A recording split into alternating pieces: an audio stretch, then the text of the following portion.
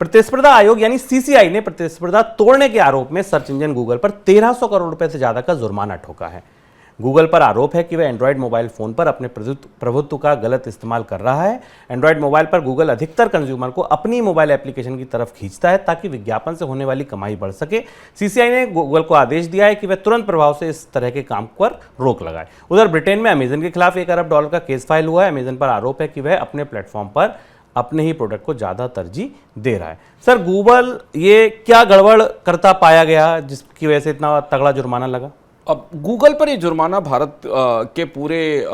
IT space में, खासतौर से ऑनलाइन स्पेस में काफ़ी महत्वपूर्ण है और इसका ये बात निकली है तो दूर तक जाएगी और इसकी चर्चा हमें कई तरह से सुनाई देगी, क्योंकि भारत में गूगल जैसी कंपनी पर एंटी ट्रस्ट गतिविधियों पर जुर्माना लगने की शुरुआत है। ऐसा ही केस हमने अमेरिका में भी देखा है और यूके में भी शुरू हो रहा है, जिसमें आगे बात करेंगे। ये किस्सा है एंड्रॉयड प्लेटफॉर्म से जुड़ा हुआ। एंड्रॉयड प्लेटफॉर्म का मालिक है गूगल और कंपटीशन कमीशन ने अपनी 3-3.5 साल की जांच में पाया कि गूगल जितने डिवाइस मैन्युफैक्चर करने वाले लोग हैं, यानी जो हैंडहेल्ड डिवाइसेस बनाते हैं, मोबाइल बनाते हैं, उन्हें इस बात के लिए बाध्य करता है कि वो ऐप स्टोर को प्री बर्न ऐप के तौर पर इसमें इस्तेमाल करें, क्योंकि एंड्रॉयड के ऑपरेटिंग सिस्टम के साथ वो काम करता है। ये किस्सा शुरू हुआ था कुछ 1-2 जूनियर एसोसिएट्स ने और गूगल के जूनियर एसोसिएट्स ने और कुछ कानून के विद्यार्थियों ने कंपटीशन कमीशन को शिकायत की थी और ये कहा था कि गूगल पूरे के पूरे ऐप मार्केट में अपने तरह से मोनोपोली क्रिएट कर रहा है अपने प्ले स्टोर के जरिए।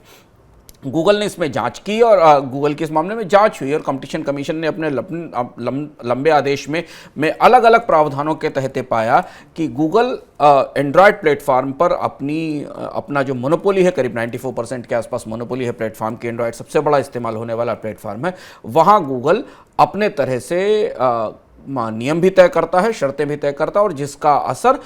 दुनिया भर के और देश भर के ऐप डेवलपर्स के ऊपर पड़ता है और इसके खिलाफ गूगल पर जुर्माना लगाया गया। इसके साथ ही एक और घटनाक्रम जो इसके पैरेलल चल रहा था वो भी महत्वपूर्ण है कि जब गूगल के साथ मुकदमा चल रहा था, इस बीच में करीब आधा दर्जन के आसपास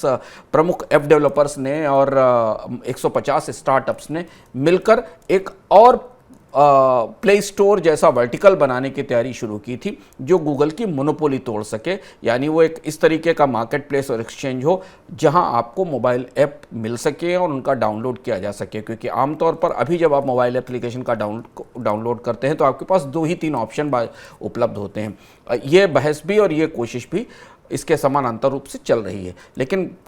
मोबाइल के बाजार में जिस तरीके की मोनोपोली गूगल की है उस पर ये जुर्माना काफ़ी महत्वपूर्ण है और ये काफ़ी नज़ीर बनेगा कई सारी कंपनियों के लिए। सर, अमेजन के खिलाफ इस तरीके के मामले लगातार क्यों बढ़ रहे हैं? अमेजन के खिलाफ 2 तरीके के मामले हैं। अमेजन के खिलाफ अमेरिका में पूरी जांच चल रही है एंटी ट्रस्ट की। यह माना जाता है कि अमेजन अपने फैसले अपने एल्गोरिथम के थ्रू, अपने एल्गोरिदम के जरिए उन उत्पादों को प्रोत्साहित करता है या उन उत्पादों को आगे रखता है बिक्री के लिए, उन्हें ज़्यादा स्पेस देता है, जो या तो उसके अपने प्रोडक्ट हैं या जो उनके साथ काम करने वाली कंपनियां हैं जिनको वो स्पेशल प्रेफरेंस देता है। ठीक इसी मामले पर यूके में एक एक्शन लॉसूट फाइल किया गया जिसमें अमेजन पर करीब 1 बिलियन पाउंड के आसपास का मामला है। उसमें भी यही पूरा मामला है कि किस तरह से अमेजन अपने एल्गोस के थ्रू कुछ खास कंपनियों को या अपने उत्पादों को प्रोत्साहित करता। लगभग यही काम हमने अमेरिका में भी देखा था। अभी कंपटीशन कमीशन ने इसी तरीके के एक मामले में मेकमाईट्री पर, गूगल, आईबीबो और ओयो पर जुर्माना लगाया है। तो अब धीमे धीमे इस बात के लिए जागरूकता बढ़ रही है कि पूरे आईटी स्पेस में जिनके पास मोनोपोलीज हैं, जिन सर्विसेज में जिनके पास मोनोपोलीज हैं, ई कॉमर्स में जो मोनोपोली कंपनियां हैं,